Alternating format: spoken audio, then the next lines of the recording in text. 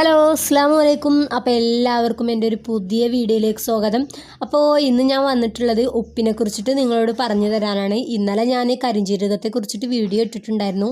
അപ്പം ഞാൻ പറഞ്ഞിട്ടുണ്ടായിരുന്നു പിന്നെ കരിഞ്ജീരകത്തിന് ഒരുപാടൊന്നും ദോഷഫലങ്ങളൊന്നുമില്ല, ഒരുപാട് ഗുണങ്ങളാണ് ഉള്ളതെന്ന് പറഞ്ഞിട്ട് അങ്ങനെ പറഞ്ഞു തന്നു. പക്ഷേ ഉപ്പിൻ്റെ കാര്യം നേരെ മറിച്ചാണ് കേട്ടോ.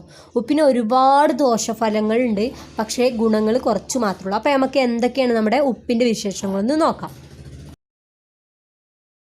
അപ്പോൾ എല്ലാവരും എൻ്റെ ചാനലൊന്ന് സബ്സ്ക്രൈബ് ചെയ്യുക, അതിന് തൊട്ടടുത്തുള്ള ബെല്ലൈക്കൺ കൂടി ഒന്ന് അമർത്തുക. എന്നാൽ ഞാൻ പുതിയ വീഡിയോസ് ഇടുമ്പോൾ നിങ്ങൾക്ക് പെട്ടെന്ന് തന്നെ കിട്ടുന്നതാണ്.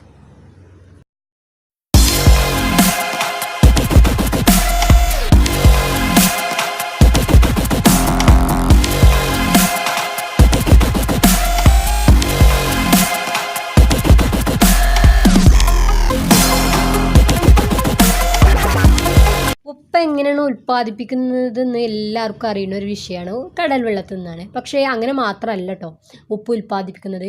ലോകത്തിൻ്റെ പല ഭാഗങ്ങളിലും പിന്നെ ഖനികളിൽ നിന്ന് ഹാലൈറ്റ് എന്ന രൂപത്തിൽ ഉപ്പ് ഉൽപ്പാദിപ്പിക്കുന്നുണ്ട്. അങ്ങനെ ഒരു ഖനി നമ്മുടെ ഇന്ത്യയിലും ഉണ്ട്. അത് വേറെ എവിടെയല്ല, രാജസ്ഥാനിലാണ് അങ്ങനെ ഒരു ഖനി സ്ഥിതി ചെയ്യുന്നത്. പിന്നെ ലോകത്ത് ഏറ്റവും കൂടുതൽ ഉപ്പ് ഖനി ഉള്ളത് ഉൽപ്പാദിപ്പിക്കുന്നത് കാനഡയിലാണ്. അപ്പോൾ ഞാൻ നേരത്തെ തന്നെ പറഞ്ഞല്ലോ, ഉപ്പിന് ഒരുപാട് ഗുണങ്ങളൊന്നുമില്ല, പക്ഷേ ഒരുപാട് ദോഷങ്ങളുണ്ട്. സത്യത്തിൽ നമ്മുടെ ശരീരത്തിൽ ഒരു 4 ഗ്രാമാണ് ശരിക്കും ഉപ്പ് ആവശ്യമുള്ളത്. പക്ഷേ നമ്മൾ ഇപ്പോൾ ഒരു 15 മുതൽ 20 ഗ്രാം വരെ നമ്മുടെ എല്ലാ ഭക്ഷണത്തിൽ നിന്നും നമുക്ക് നമ്മുടെ ശരീരത്തിൽ ഉപ്പ് എത്തുന്നുണ്ട്. അപ്പോൾ ഉപ്പിൻ്റെ രാസനാമം എല്ലാവർക്കും അറിയുന്നതാണ്. സോഡിയം ക്ലോറൈഡാണ് ഉപ്പിൻ്റെ രാസനാമം.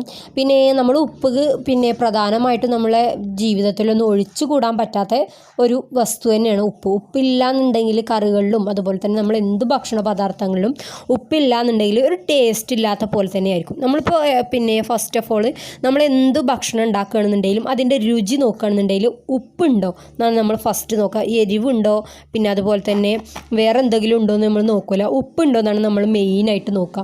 ഉപ്പ് എന്ന് പറയുന്നത് നമ്മളെ ജീവിതത്തിൽ ഇപ്പോൾ ഒഴിച്ചുകൂടാൻ പറ്റാത്ത ഒരു വസ്തു തന്നെയാണ്. പക്ഷേ നമ്മൾ ഈ ഉപ്പ് ഉപയോഗിക്കുമ്പോൾ ഒരുപാട് കാര്യങ്ങൾ നമ്മൾ ശ്രദ്ധിക്കേണ്ടതായിട്ടുണ്ട്. അപ്പോൾ എന്തൊക്കെയാണ് നമ്മൾ ഉപ്പ് ഉപയോഗിക്കുമ്പോൾ നമ്മൾ ശ്രദ്ധിക്കേണ്ടതെന്ന് നമുക്കൊന്ന് നോക്കാം. ഉപ്പിനെയും കൊണ്ട് ചില ഗുണങ്ങളൊക്കെ ഉണ്ട് കേട്ടോ. നമ്മുടെ ഭക്ഷണത്തിലൊക്കെ ഉപയോഗിക്കുക, പക്ഷേ പാകത്തിന് മാത്രം. അതുപോലെ തന്നെ അതൊരു അണുനാശിനിയാണ്. നമ്മുടെ മുറിവിൽ ഒക്കെ വെച്ച് കെട്ടുക, അതുപോലെ തന്നെ തൊണ്ടവേദന, പല്ലുവേദന, അതിനൊക്കെ നല്ലതാണ്. ഉപ്പിൻ്റെ ഒരു ഉപയോഗം എന്ന് പറഞ്ഞാൽ നമ്മുടെ മത്സ്യങ്ങൾ അതുപോലെ തന്നെ പച്ചക്കറിയൊക്കെ കേട് വരാതെ ഉപയോഗിക്കാം. നമ്മുടെ രാഗി കൊലക്കേസ് എല്ലാവർക്കും അറിയുന്നതാണ്. അപ്പോൾ രാഗി കൊലക്കേസിൽ രാഗിയുടെ ശരീരം അളിയാതിരിക്കാൻ വേണ്ടിയിട്ട് ഉപ്പ് വിതറിയുന്നു എന്ന് എല്ലാവർക്കും അറിയും. അപ്പോൾ അങ്ങനെ ഒരു ഗുണം കൂടി ഉപ്പിനുണ്ട്. ഈ എന്തൊക്കെയാണ് ഇതിൻ്റെ ദോഷഫലങ്ങളെന്ന് പറഞ്ഞു തരാം. ഉപ്പ് കൂടുതലായിട്ട് കഴിച്ചു കഴിഞ്ഞാൽ നമുക്ക് രക്തസമ്മർദ്ദം നന്നായിട്ടുണ്ടാവും. അതുപോലെ തന്നെ നമുക്ക് ബാലൻസൊക്കെ നഷ്ടപ്പെടും. പിന്നെ ഒരു കാര്യം എല്ലാവരും ശ്രദ്ധിക്കേണ്ടത്, നമുക്ക് അങ്ങനെ BP കുറയുകയൊക്കെ ചെയ്യാന്നുണ്ടെങ്കിൽ, രക്തസമ്മർദ്ദം കുറയുകയൊക്കെയാണ് ചെയ്യാന്നുണ്ടെങ്കിൽ നമ്മൾ പെട്ടെന്ന് എന്താ ചെയ്യുക, കുറച്ച് കഞ്ഞിവെള്ളത്തിൽ ഉപ്പിട്ട് കുടിക്കും. അതുപോലെ തന്നെ നാരങ്ങ വെള്ളത്തിലൊക്കെ ഉപ്പിട്ട് കുടിക്കാനാണ് എല്ലാവരും പതിവ്. അപ്പോൾ ഇനി മുതൽ അങ്ങനെ എന്തെങ്കിലും അസുഖങ്ങൾ ഉണ്ടാവുകയാണെന്നുണ്ടെങ്കിൽ ആരും അങ്ങനെ ചെയ്യരുത്. അങ്ങനെ ചെയ്യുകയാണെന്നുണ്ടെങ്കിൽ ഒരുപാട് ദോഷങ്ങൾ നമുക്ക് ഉള്ളതാണ്. അപ്പോൾ ആരും ഇനി മുതൽ അങ്ങനെ ചെയ്യരുത്. നമുക്കുള്ള വേറൊരു ശീലമാണ്, ഇപ്പോൾ നമ്മൾ എവിടെയെങ്കിലും പുറത്തു പോയി തിരിച്ചു വന്നു കഴിഞ്ഞാൽ ഒരു ഉപ്പിട്ട നാരങ്ങ വെള്ളം അതുപോലെ തന്നെ ഉപ്പിട്ട കഞ്ഞിവെള്ളമൊക്കെ കുടിക്കലുണ്ട് പതിവായിട്ട്. അപ്പോൾ ഇനി മുതൽ അങ്ങനെയൊന്നും കുടിക്കൽ ഒഴിവാക്കുക. ഉപ്പ് ഇടുകയാണെന്നുണ്ടെങ്കിൽ തന്നെ വളരെ കുറച്ച് മാത്രം ഉപയോഗിക്കുക. അതുപോലെ തന്നെ നമ്മുടെ ജീവിതത്തിൽ നിന്ന് ഉപ്പ് ഒരുപാട് ഒഴിവാക്കിയാൽ, ഒരുപാട് കുറച്ചാൽ നമുക്ക് ഒരുപാട് അസുഖങ്ങളിൽ നിന്ന് നമുക്ക് രക്ഷ തേടാം. അതുപോലെ തന്നെ ജലാംശം, നമ്മുടെ ശരീരത്തിലുള്ള ജലാംശം നമുക്ക് നന്നായിട്ട് നിയന്ത്രിക്കാൻ പറ്റും. ആർക്കെങ്കിലുമൊക്കെ തടി കൂടണം എന്ന് ആഗ്രഹം ഉണ്ടെന്നുണ്ടെങ്കിൽ ഉപ്പ് നന്നായിട്ട് കഴിച്ചോളും. പക്ഷേ അങ്ങനെ ഞാൻ പറഞ്ഞു എന്ന് വിചാരിച്ചിട്ട് ആരെങ്കിലും തടി കൂടാൻ വിചാരിച്ചിട്ട് ഉപ്പ് കഴിക്കണമെന്നുണ്ടെങ്കിൽ ചിലപ്പോൾ നിങ്ങളുടെ വൃക്ക അതുപോലെ തന്നെ കിഡ്നി ഇതിനൊക്കെ പ്രശ്നം വരും. അപ്പോൾ ആരെങ്കിലും തടി കുറക്കാൻ ആഗ്രഹിക്കുന്നുണ്ടെന്നുണ്ടെങ്കിൽ അവർ ഉപ്പ് നന്നായിട്ട് കുറച്ചാൽ മതി. അപ്പം തന്നെ നിങ്ങളുടെ തടി നന്നായിട്ട് കുറഞ്ഞു കിട്ടും. അതുപോലെ തന്നെ വേറൊരു കാര്യമാണ്, നമുക്ക് എപ്പോഴും ശരീരക്ഷീണം നമ്മളെ വല്ലാതെ അലട്ടുന്നൊരു പ്രോബ്ലമാണ്. അപ്പോൾ നമ്മൾ ഇനി മുതൽ ഉപ്പ് കുറക്കുകയാണെന്നുണ്ടെങ്കിൽ നമുക്ക് ശരീരക്ഷീണം നന്നായിട്ട് കുറക്കാൻ സാധിക്കും. അതുപോലെ തന്നെ നമുക്ക് ഊർജ്ജം കൂടാൻ ഉപ്പ് കുറച്ചാൽ ഊർജ്ജം കൂടാൻ നമ്മളെ സഹായിക്കുന്നതാണ്. ഇനി നമ്മുടെ ഉപ്പ് നമ്മുടെ ശരീരത്തിൽ ഒരുപാട് എത്തിക്കഴിഞ്ഞാൽ എന്തൊക്കെയാണ് സംഭവിക്കുക എന്ന് നോക്കാം. ബ്ലഡ് പ്രഷർ നന്നായിട്ട് വർദ്ധിക്കും. അതുപോലെ തന്നെ ക്യാൻസറിന് വരെ കാരണമാവെന്ന് പറയുന്നത്. പിന്നെ കിഡ്നി പ്രോബ്ലംസ് ഉണ്ടാവും. അതുപോലെ തന്നെ പക്ഷാഘാതം ഉണ്ടാവും. പിന്നെ എല്ല് ദുർബലപ്പെടും. നമ്മുടെ എല്ലുകളൊക്കെ എല്ല് തേയ്മാനം എന്നൊക്കെ കേട്ടിട്ടുണ്ടല്ലോ. അപ്പോൾ അതുപോലെ നമ്മുടെ എല്ലുകളൊക്കെ വളരെ ദുർബലപ്പെട്ടു പോകും. പിന്നെ കാൽസ്യം നന്നായിട്ട് കുറയും. ഇതൊക്കെയാണ് നമ്മൾ അമിതമായിട്ട് ഉപയോഗിച്ചാലുള്ളത്. അമിതമായിട്ടെന്ന് പറഞ്ഞാൽ നമ്മൾ ഉപ്പ് നന്നായിട്ട് കുറക്കണം. എന്നാൽ തന്നെ നമ്മുടെ ഒരു വിധത്തിലുള്ള നമ്മുടെ പ്രശ്നങ്ങളൊക്കെ തന്നെ മാറിക്കിട്ടും. പിന്നെ പ്രമേഹ രോഗികളോട് പറയാനുള്ളത്, പ്രമേഹ രോഗികൾ ഒരിക്കലും ഉപ്പ് ഉപയോഗിക്കരുത്. കുറക്കാൻ നല്ല ഉപ്പ് ഉപയോഗിക്കുകയേ ചെയ്യരുത്. പിന്നെ ആർക്കെങ്കിലുമൊക്കെ തീരെ വിശപ്പില്ലാത്തവരൊക്കെ ആണെന്നുണ്ടെങ്കിൽ നന്നായിട്ട് ഉപ്പ് കഴിച്ചാൽ മതി. ഉപ്പ് കഴിക്കുകയാണെന്നുണ്ടെങ്കിൽ നന്നായിട്ട് വിശപ്പ് ഉണ്ടാവും, ദഹനം ഉണ്ടാവും ഉപ്പ് കഴിച്ചാൽ. അതുപോലെ തന്നെ നമ്മൾ ഈ നാരങ്ങ വെള്ളം, അതുപോലെ തന്നെ കഞ്ഞിവെള്ളത്തിലൊന്നും ഉപ്പ് ഉപയോഗിക്കരുത്.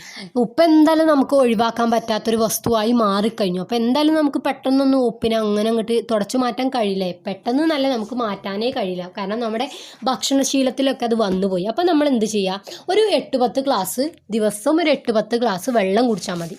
അപ്പം തന്നെ എല്ലാ പ്രശ്നങ്ങളും സോൾവ് ആവും. ഉപ്പ് എന്തായാലും നമുക്ക് നമ്മുടെ ജീവിതശൈലിയിൽ നിന്ന് മാറ്റാൻ പറ്റാത്തൊരു വസ്തു തന്നെയാണ്. അപ്പോൾ ഉപ്പിന് പകരമായിട്ട് നമ്മൾ എന്ത് ചെയ്യാം, കല്ലുപ്പ് ഉണ്ടല്ലോ, കല്ലുപ്പ് ഉപയോഗിക്കുക. കല്ലുപ്പ് എന്തായാലും ഉപ്പിൻ്റെ അത്ര സൈഡ് എഫക്റ്റ് വരില്ല. പിന്നെ ടേസ്റ്റ്, ഉപ്പിനെക്കാട്ടിലും ടേസ്റ്റ് ഒന്നും കൂടി കൂടുതലാണ് കല്ലുപ്പിന്. അപ്പോൾ നമ്മുടെ ബിരിയാണിയൊക്കെ വെക്കുമ്പോൾ നമ്മൾ കല്ലുപ്പാണ് ഉപയോഗിക്കാറുള്ളത്. അതുപോലെ തന്നെ ഇന്ദുപ്പ് എന്ന് പറയുമ്പോൾ നമ്മുടെ ആയുർവേദത്തിലൊക്കെ ഒരുപാട് ഇന്ദുപ്പാണ് ഉപയോഗിക്കാറുള്ളത്. നമുക്ക് ആർക്കെങ്കിലും വേണമെന്നുണ്ടെങ്കിൽ ആയുർവേദ ഷോപ്പിലൊക്കെ പോയി കഴിഞ്ഞാൽ ചിലപ്പോൾ നമുക്ക് ഇന്ദുപ്പ് കിട്ടാൻ സാധ്യതയുണ്ട്. അപ്പോൾ ഇതൊക്കെയാണ് കേട്ടോ ഉപ്പിൻ്റെ മെയിനായിട്ടുള്ള പ്രശ്നങ്ങൾ. നമുക്ക് നന്നായിട്ട് നമ്മുടെ ശരീരത്തിന് ഒരുപാട് പ്രശ്നങ്ങൾ ഉണ്ടാക്കുന്ന ഒരു വസ്തു തന്നെയാണ് ഉപ്പ്. പക്ഷെ നമുക്ക് ഒരിക്കലും നമ്മുടെ ജീവിതശൈലിയിൽ നിന്ന് മാറ്റാൻ പറ്റാത്തൊരു വസ്തു കൂടിയാണ് ഉപ്പ്. അപ്പോൾ എന്ത് ചെയ്യുക, മിതമായിട്ടുള്ള നിരക്കിൽ മാത്രം ഉപ്പ് കഴിക്കുക. അതുപോലെ തന്നെ നമ്മൾ ഉപ്പിനെ ഒന്ന് താരതമ്യം ചെയ്യാൻ വേണ്ടിയിട്ട് നമ്മൾ ദിവസം ഒരു 10 ഗ്ലാസ് വെള്ളം നന്നായിട്ട് കുടിക്കുക. അപ്പോൾ നമ്മുടെ ഉപ്പിൻ്റെ പ്രശ്നം നമ്മുടെ ശരീരത്തിൽ ഒരുപാടൊക്കെ നമുക്ക് കുറക്കാൻ കഴിയും. അപ്പോൾ ഇതൊക്കെയാണ് കേട്ടോ എനിക്ക് ഇന്ന് പറയാനുള്ളത്. അപ്പോൾ ഇന്നത്തെ എൻ്റെ വീഡിയോ എല്ലാവർക്കും ഇഷ്ടപ്പെട്ടെന്ന് തന്നെ വിചാരിക്കുന്നു. നിങ്ങൾക്ക് എന്തെങ്കിലും പറയാനുണ്ടെന്നുണ്ടെങ്കിൽ നിങ്ങൾ കമൻറ്റ് ബോക്സിൽ കമൻറ്റ് ചെയ്യാവുന്നതാണ്. അപ്പോൾ എൻ്റെ വീഡിയോ ഇഷ്ടപ്പെട്ടെന്നുണ്ടെങ്കിൽ ലൈക്ക് ചെയ്യുക. അപ്പോൾ സബ്സ്ക്രൈബ് ചെയ്യാത്തവർ സബ്സ്ക്രൈബ് ചെയ്യുക. അപ്പോൾ എല്ലാവർക്കും ഒരിക്കൽ കൂടി താങ്ക് യു.